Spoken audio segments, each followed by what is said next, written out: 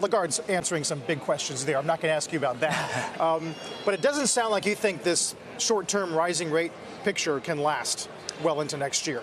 Yeah, so I think that we're at the moment where there's a reasonable amount of seasonal optimism that's going to be priced in the market. We'll see rates rise. Maybe we get 2%, maybe we get 2.25 tens, but eventually there will be a day of reckoning where we see the realities of the economic situation play out, and the market ultimately in Treasury space ends up being reasonably well bid. We're in a range for Treasury yields, and there's only going lower once we peak. What are the realities that we're going to face?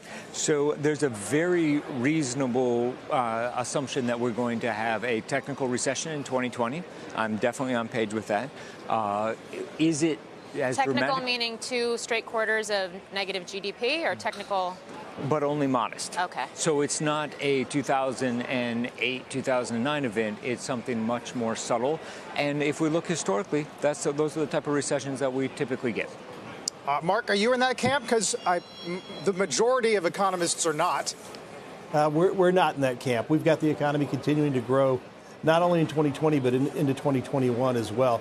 And there's no doubt there's a slowdown. We have 5 of the next 6 quarters somewhere between 1.5% and 2% GDP growth.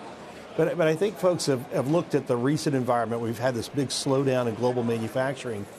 And some of that is related to trade. Some of it is also that we had too much inventory for an economy that was shifting from 3% growth to 2%. And so I think that part has largely been corrected. And we're likely to see a little bit of a bounce in the next couple of months. And do you think the 10-year Treasury yield has bottomed, at least for 2019? For 2019 it has, but not for 2020. So going back to the point you just made. Yeah, I think that we're going to see a bit of a sell-off into the end of the year, but ultimately the fact is we are in a world where there is zero, if not negative, term premium.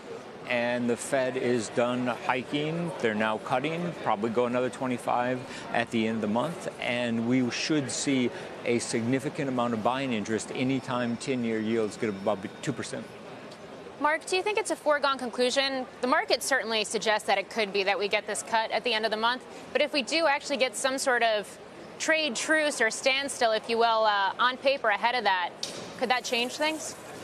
It could, but I think the Fed's pretty much set in their ways that they're going to go ahead and cut another quarter point. I mean, it's certainly better than 50-50, probably closer to 70% that they're going to cut.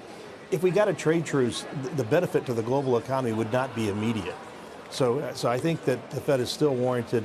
And if they overdid it a little bit to the downside, that wouldn't be the worst possible outcome, given that inflation's been running so low. The job market. You make the point it's a lagging indicator. Yep. When do we see real erosion? Do you think does it go sub 100, let's say? So I am very concerned that the damage that has been done to the sentiment on in terms of manufacturing globally is eventually going to flow through to the labor market, and whether that is this month or next month still remains to be seen. But when it happens very, very quickly. So you're bracing for a really sort of extreme print to the downside. Yes, I think there's significant downside risks to NFP in between now and the end of the year. Mark, I mean, we're not seeing that at all. Opposing calls. Go ahead. We're not seeing that at all. In fact, we're located in some of the most manufacturing-intensive parts of the country, and there are billboards out by manufacturers looking for workers. Finding workers is still a bigger problem than selling product right now for most manufacturers. So I don't think we're going to see. We have seen manufacturing employment slow, but we haven't seen it dip.